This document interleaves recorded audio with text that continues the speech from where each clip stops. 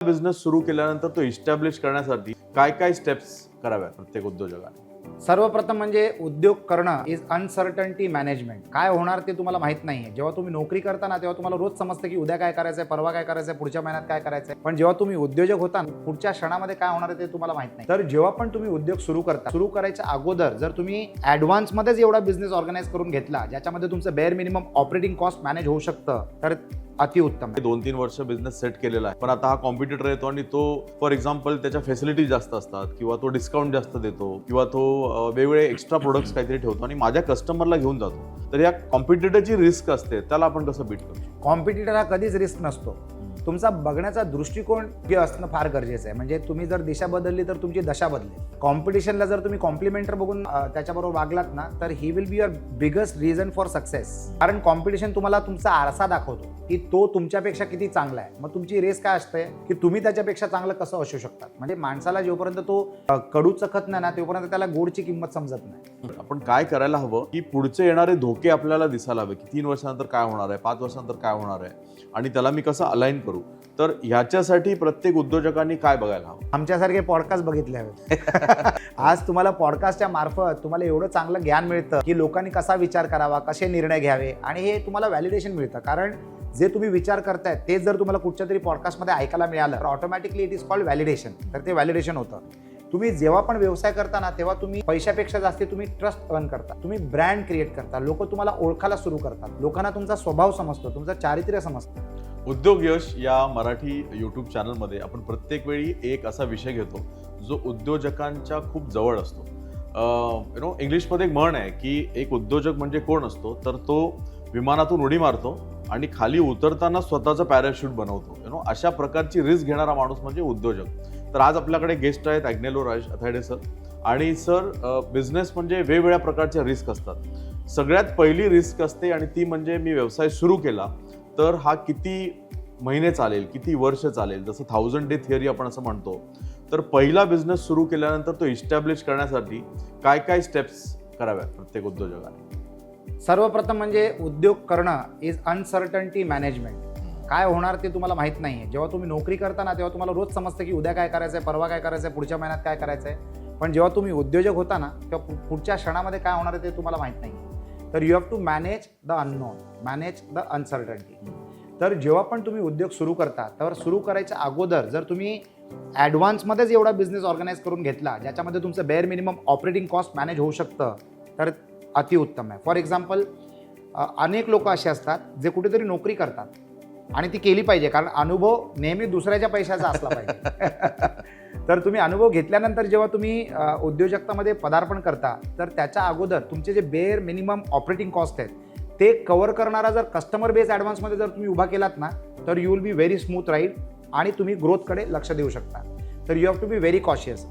आपल्याला नेहमी we have to be surplus than the operating cost. म्हणजे माझा खर्च 100 रुपये आहे आणि माझा इन्कम मिनिमम 101 रुपये आहे तर यू आर सेफ. सगळ्यात अगोदर तुम्हाला हे बघायचं आहे की मी ऑपरेटिंग कॉस्ट ब्रेक इव्हन किती लवकर पोहोचू शकतो. कॅपिटल कॉस्ट एक भाग झाला. आपण दागिने विकतो, जमिनी विकतो, काहीतरी विकतो आणि भांडवल उभं करतो किंवा आपल्याला मित्र मदत करतात किंवा घरचे लोक भांडवल देतात करण्यासाठी, बिझनेस करण्यासाठी. कॅपिटल कॉस्ट एक बाजू झाली. पण ते कॅपिटल कॉस्ट लागल्यानंतर तुमचं गणित व्यवस्थित असलं पाहिजे की माझी महिन्याची रिपीट कॉस्टिंग किती असणार आहे आणि त्या कॉस्टिंगला मी रिकवर कसं करू शकतो, ब्रेक इव्हन कसं करू शकतो. तर ते ब्रेक इव्हन किती लवकर होऊ शकतं याच्यावर अवलंबून असतं की तुम्ही किती वेगाने वाढणार, टिकणार आणि जिंकणार. तर you have to plan this in advance. म्हणजे मी पाण्यात उडी मारतो आणि नंतर पोहायला शिकतो, हे सगळं ह्या म्हणी चांगल्या आहेत. परंतु बिझनेसमध्ये तुम्ही गणित करून उतरा. जर रिस्क घ्यायचे नसतील तर पार्टनरशिपमध्ये करा. पार्टनरशिपमध्ये तुमच्या स्किल्स वेगळे असले पाहिजेत, पार्टनरचे स्किल्स वेगळे असले पाहिजेत आणि तुम्ही एकत्र येऊन तो उद्योग केला पाहिजे. तर वेगळे वेगळे फॉर्म्युलाज आहेत उद्योजकताचे. पण उद्योजक होण्यासाठी you have to be mindful की काय केलं पाहिजे. सगळ्यात खतरनाक बाब असते ऑपरेटिंग कॉस्ट. जर तुमची ऑपरेटिंग कॉस्ट तुमच्या रेव्हेन्यूपेक्षा जास्ती असली तर तो तुमच्या बिझनेसला खाऊन टाकेल. त्याला आपण कॅश फ्लो मॅनेजमेंटसुद्धा म्हणतो. तर किती लवकर तुम्ही कॅश पॉझिटिव्ह होऊ शकता. As an investor, as a strategic investor, मी जेव्हा पण कुठच्या बिझनेसचं प्रपोजल माझ्याकडे येतं माझा पहिला प्रश्न त्याला असा असतो, are you cash positive. Cash पॉझिटिव्हचा अर्थ काय? म्हणजे तुझी इन्कम तुझ्या खर्चापेक्षा जास्ती आहे का.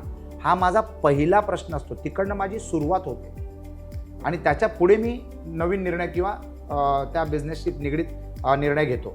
तर you have to be cash positive always.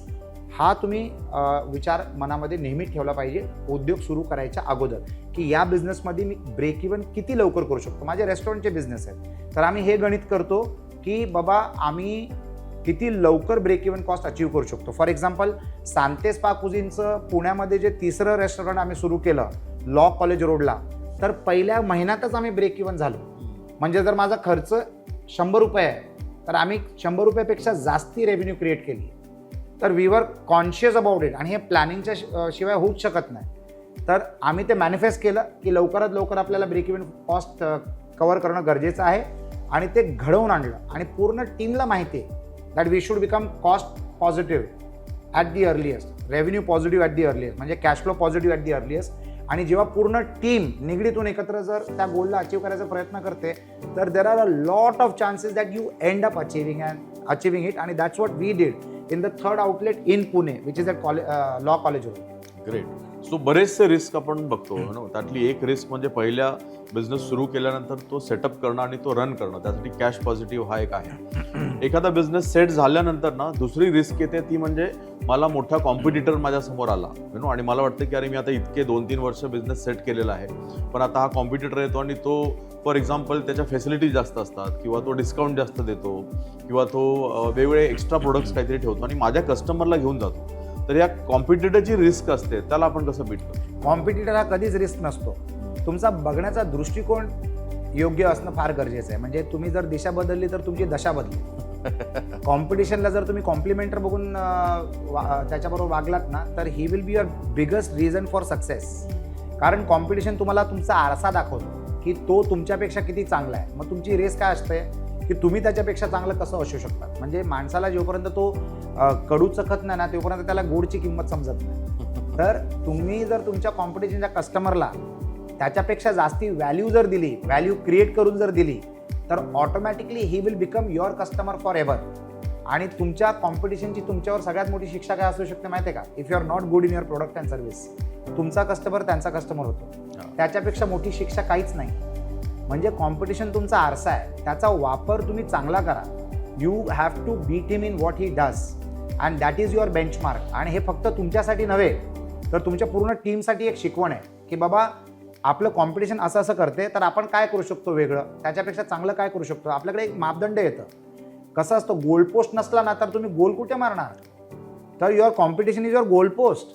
तुम्हाला दिसते की तो माझा टार्गेट आहे आणि त्याच्यापेक्षा चांगलं आपल्याला वागायचं आणि परफॉर्म करायचं आणि डिलिव्हर करायचं आहे to our customer base.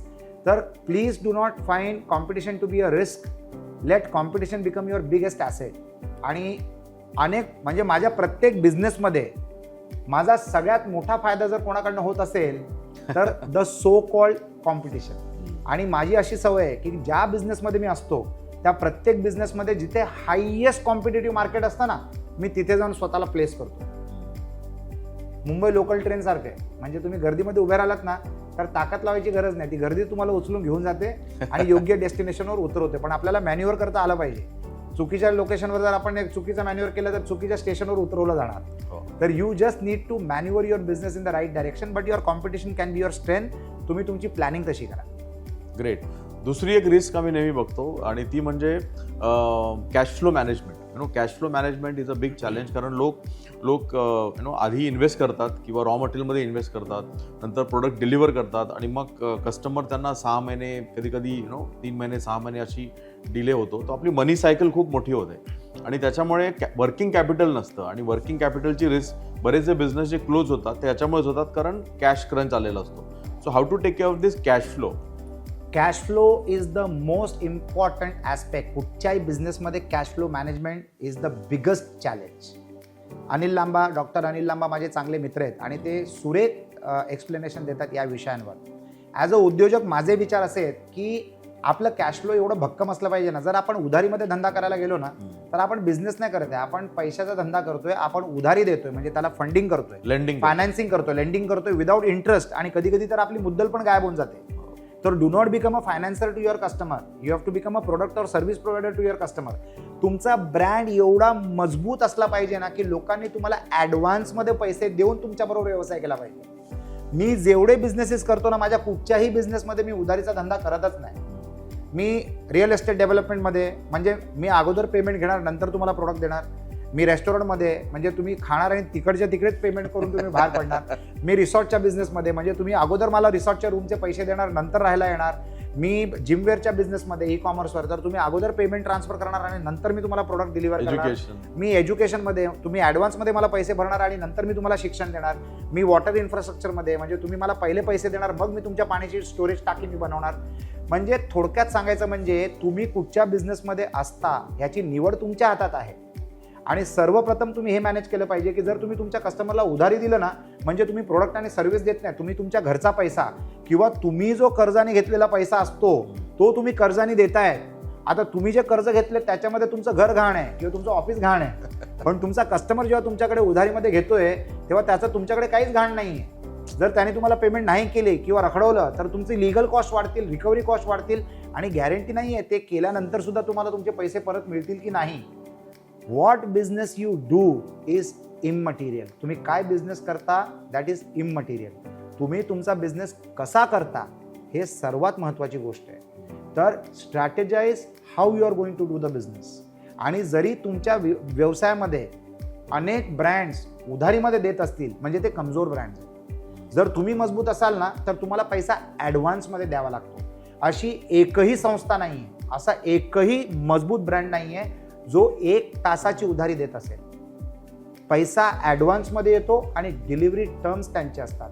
Always remember, जर तुमचं डिमांड तुमच्या सप्लायपेक्षा जास्ती असलं ना तर तुम्हाला उधारी कधीच द्यावी लागणार नाही आणि ती परिस्थिती ही तुम्हाला निर्माण करायची आणि ते तुम्ही करू शकता. तर प्लीज प्लॅन, उधारी करू नका.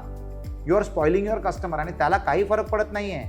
आज उधारीमध्ये त्यांनी तुमच्याकडे घेतलं, आता अगोदरसारखे दिवस नाहीत ना की तू पहिला अगोदरचे पैसे दे नंतर मी तुला नवीन माल देईन. त्याला फरक नाही पडत. तुमच्यासारखे 356 वेंडर्स आहेत किंवा सर्व्हिस किंवा प्रोडक्ट प्रोव्हायडर्स आहेत. तुमच्याकडनं नाही घेणार, नेक्स्ट टाइमला दुसऱ्या कोणाकडनं तरी घेणार. तर the risk is completely yours. तर correct your ways of working. Great great. So बऱ्याच अशा रिस्क आहेत. त्यातली एक दुसरी रिस्क आहे ना की आपण एक व्यवसाय करत असतो, एका लेवलपर्यंत येतो आणि नवीन एखादा कॉन्सेप्ट येतो मार्केटमध्ये किंवा नवीन एखादा ट्रेंड येतो किंवा नवीन एखादी टेक्नॉलॉजी येते आणि आपण ऑलमोस्ट इररिलेव्हंट होतो, म्हणजे आपलं अस्तित्वच उरत नाही मार्केटमध्ये. तर अशा वेळी ना how you should be alert. आपण काय करायला हवं की पुढचे येणारे धोके आपल्याला दिसायला हवे की 3 वर्षानंतर काय होणार आहे, 5 वर्षानंतर काय होणार आहे आणि त्याला मी कसं अलाइन करू. तर ह्याच्यासाठी प्रत्येक उद्योजकांनी काय बघायला हवं? आमच्यासारखे पॉडकास्ट बघितले हवे. आज तुम्हाला पॉडकास्टच्या मार्फत तुम्हाला एवढं चांगलं ज्ञान मिळतं की लोकांनी कसा विचार करावा, कसे निर्णय घ्यावे आणि हे तुम्हाला व्हॅलिडेशन मिळतं. कारण जे तुम्ही विचार करताय ते जर तुम्हाला कुठच्या तरी पॉडकास्टमध्ये ऐकायला मिळालं तर automatically it is called validation. तर ते व्हॅलिडेशन होतं. You have to be aware and alert all the times. माझा मूळ व्यवसाय एका काळी होता Saint Angelo's Computers Limited, computer education. पण 2004-2005 साली मला कळून चुकलं की हे फॉर एव्हर नावडणे ह्याच्यामध्ये नाही राहणार आहे. म्हणजे एक असा काळ येईल जिथे लोक स्कूलमध्ये, शाळेमध्ये आणि कॉलेजमध्ये शिकून बाहेर पडतील तर माझ्या क्लासेसमध्ये कोण येणार. तर 2004-2005 साली मी डायव्हर्सिफिकेशन केलं आणि त्या डायव्हर्सिफिकेशनचा फायदा मला एवढा झाला की जेव्हा आम्ही सेंट अँजेलोस कम्प्युटर्स एज्युकेशनचा व्यवसाय थांबवला तोपर्यंत ऑलरेडी आमच्याकडे अजून 3-4-5 बिझनेसेस सुरू झालेले. तुम्ही जेव्हा पण व्यवसाय करता ना तेव्हा तुम्ही एका कस्टमरचं ट्रस्ट अर्न करता. पैशापेक्षा जास्त तुम्ही ट्रस्ट अर्न करता. तुम्ही ब्रँड क्रिएट करता. लोक तुम्हाला ओळखायला सुरू करतात. लोकांना तुमचा स्वभाव समजतो, तुमचं चारित्र्य समजतं आणि त्याचा उपभोग किंवा त्याचा फायदा तुम्ही तुमच्या वेगवेगळ्या बिझनेसेसमध्ये उतरवू शकता. तर you should always be alert. तुम्ही डायव्हर्सिफाय करू शकता, तुम्ही संबंधित बिझनेस करू शकता किंवा तुम्ही काहीतरी नवीन बिझनेस करू शकता, but be alert all the time. तुम्हाला तुमच्या भविष्यात बघणं फार महत्त्वाचं आहे. जो व्यवसाय कायमस्वरूपी चालू शकतो अशा बिझनेसमध्ये पदार्पण करणं फार गरजेचं आहे. असे बिझनेसेस असतात जे टेम्पररी असतात. म्हणजे एका जमान्यामध्ये टायपिंग क्लासेस होते, नंतर ते गायब झाले. म्हणजे आजच्या पिढीला तर टायपिंग क्लास काय असेल ते पण माहीत नसणार. मी टायपिंग क्लास केलेले आहेत. त्याच्यानंतर आला कम्प्युटर एज्युकेशनचा जमाना, आता ते पण नाही राहिलं. तर दिस आर ऑल मोमेंटरी. म्हणजे याची कालावधी एक 15 ते 20 वर्षाचीच असते. तर you have to be alert, किंवा you have to be in evergreen business. जसं construction evergreen, restaurant evergreen, gymwear evergreen, water storage business evergreen, resorts evergreen. तर तुम्ही कुठच्या बिझनेसमध्ये आहात त्याचं ॲनालिसिस करा आणि काय केलं पाहिजे त्याचे निर्णय घ्या, आणि आमच्यासारखे पॉडकास्ट पहा आणि नवीन निर्णय घ्या. सो दुसरी एक खूप रिस्क हल्ली बघितली जाते की आपण आता 40-50 वर्ष बिझनेस करणारे लोक बघतो, पण त्यांचा ब्रँड इस्टॅब्लिश झालेला असतो, त्यांचे कस्टमर पण असतात सॅटिस्फाईड, पण तो बिझनेस आणखीन मोठा करण्यासाठी ना त्यांच्याकडे सक्सेशन प्लॅनिंग नसतं. आणि ती रिस्क ना कोणी अँटिसिपेट करत नाही की मला आता 5 वर्षानंतर कोण लीड करणार कंपनी. त्यामुळे चांगली एखादा ब्रँड, चांगली एखादी कंपनी ती ग्रो होत नाही. तर सक्सेशन प्लॅनिंगची रिस्क असते ना, त्याच्यासाठी आपण किती वर्ष आधी प्लॅनिंग करायला हवं, म्हणजे आपण ती रिस्क मिटिगेट करू शकतो. लिडरशिप रोल म्हणजे तुमची मुलं जेव्हा लहान असतात तेव्हापासून तुम्ही लिडरशिप रोल प्ले केला पाहिजे आणि एक अंदाज बांधला पाहिजे की माझी मुलं माझ्या बिझनेसमध्ये जुळणार की नाही. माझे एक खास मित्र आहेत, त्यांचं साम्राज्य आहे, 2 मुलं आहेत, दोघांना त्या बिझनेसमध्ये इंटरेस्ट नाही आहे. तर आता त्या बिझनेसचं काय होणार, तर प्रोफेशनल मॅनेजमेंट ठेवणं गरजेचं आहे. म्हणजे पेरेंटिंगवर हे फार निर्भर असतं. पेरेंटिंग करताना जर तुम्ही एक्झिस्टिंग बिझनेसच्या गुडविलचं व्हॅल्यू समजवू शकलात लोकांना तर चांगली गोष्ट आहे. पण हे गरजेचं नाही आहे की माझ्या मुलांनी माझा बिझनेस नाही केला तर त्यांची मुलं पण नाही करणार. म्हणजे असंही असू शकतं की सध्या तात्पुरता गॅप अरेंजमेंट म्हणून मी प्रोफेशनल मॅनेजमेंट आणू शकतो, आणि त्याच्यानंतर जेव्हा त्यांची मुलं जेव्हा मोठी होतील, जर त्यांना त्या बिझनेसमध्ये इंटरेस्ट आला तर परत ती लेगसी कंटिन्यू करू शकतो. जे डेव्हलप कंट्रीज आहेत ना त्यांच्याकडे 300, 400 वर्ष जुनं गुडविल आहे, आणि that gives a lot of trust. आणि सगळ्यात एक्सपेन्सिव्ह करन्सी आणि मोस्ट रिस्पेक्टेड करन्सी कुठच्याही बिझनेसमध्ये असतं विश्वास, ट्रस्ट, रिलायबिलिटी, डिपेंडेबिलिटी आणि बिईंग अन एक्स कस्टमर. असे अनेक बिझनेस आहेत जे पिढ्यानपिढी एकमेकांचे कस्टमर राहिलेले आहेत किंवा सर्व्हिस प्रोव्हायडर राहिलेले आहेत, किंवा तो कस्टमर त्याचे पंजोबा कस्टमर होते, मग आजोबा होते, मग बाबा होते, आणि आज तोही आहे. असे अनेक ब्रँड्स आहेत ज्यांचे लेगसी कस्टमर्स आहेत. जसे लेगसी एंटरप्रेन्योर्स असतात तसे लेगसी कस्टमर्स पण असतात, आणि ते अभिमानाने सांगतात की 100 वर्षापासून माझं कुटुंब यांचे कस्टमर आहेत. दागिनेवाले सहसा जे सोनार वगैरे असतात ना त्यांना कस्टमर 3री पिढी 4थी पिढी चालू असते, कारण त्यांनी विश्वास जिंकलेला असतो. तर you have to do right parenting, किंवा तुम्हाला चांगली प्रोफेशनल ऑपरेशनल टीमची निवड करावी लागणार, आणि you have to wait for the right legacy ahead which can join the business and take it big. It is a big risk, आणि ह्याचं गणित तुम्हाला ॲडव्हान्समध्ये करावं लागतं. एक उद्योजक असतो ना तो एवढ्या भानगड्यांमध्ये बिझी असतो, एवढ्या सगळ्या बाजू मॅनेज करत असतो ना की सक्सेशन प्लॅनिंग त्याच्याकडनं हमखास राहून जातं. म्हणजे एका संस्थेमध्ये आमचे फाउंडर चेअरमॅन आहेत, इट्स अ सामाजिक संस्था. त्याचे चेअरमॅन एक फार यशस्वी पॅकेजिंग इंडस्ट्रीचे उद्योजक होते. त्यांना 2च मुली, आणि दोन्ही जावयांना इंटरेस्ट नाही, दोन्ही मुलींना इंटरेस्ट नाही. त्यांनी तो बिझनेस त्यांच्या कर्मचाऱ्यांना हँडओव्हर केलं. म्हणजे त्यांना रेग्युलर इन्कम आजही येते, परंतु ही वॉज डिसअपॉइंटेड की एवढा चांगला बसवलेला बिझनेस 45 वर्ष चालवलेला बिझनेस चालवण्यासाठी त्यांच्या मुलांनी इंटरेस्ट नाही घेतला. तर succession planning is also a business risk which should be calculated well. मी एकच म्हणतो, तुम्ही ॲसेट जे क्रिएट करता ना त्याची व्हॅल्यू तुम्ही एनकॅश करू शकता, पण गुडविल जे कमवता ना ज्याच्यामुळे व्हॅल्युएशन तुम्हाला चांगलं मिळतं, हे एनकॅश करण्यासाठी त्या ब्रँडला जिवंत राहणं महत्त्वाचं आहे. आणि त्या ब्रँडला जिवंत ठेवण्यासाठी सक्सेशन प्लॅनिंग करणं प्रत्येक उद्योजकाचं एक कर्तव्य आहे. It's a leadership role that he has to plan. Great. I think प्रत्येक उद्योजक जेव्हा बिझनेस करत असतो तेव्हा तो एकच गोष्ट करत असतो, तो मल्टिपल रिस्क मॅनेज करत असतो. तो जितका उद्योजक वेगवेगळ्या प्रकारच्या रिस्क हँडल करेल तितका तो ग्रो होणार. Right. So thank you for this discussion. I think we all enjoyed the discussion. Thank you very much. Thank you so much.